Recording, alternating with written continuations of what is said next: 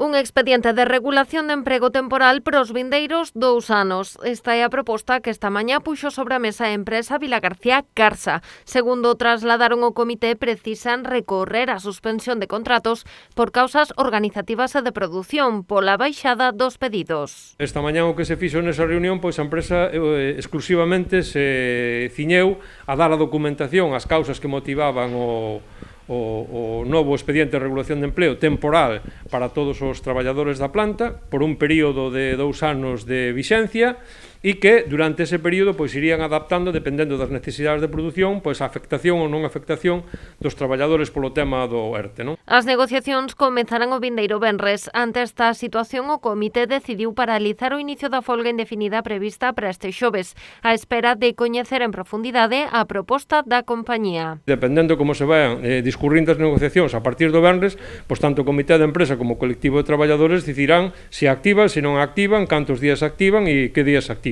Esta semana Carsa continuou notificando o despedimento dos 15 traballadores indefinidos anunciado a semana pasada.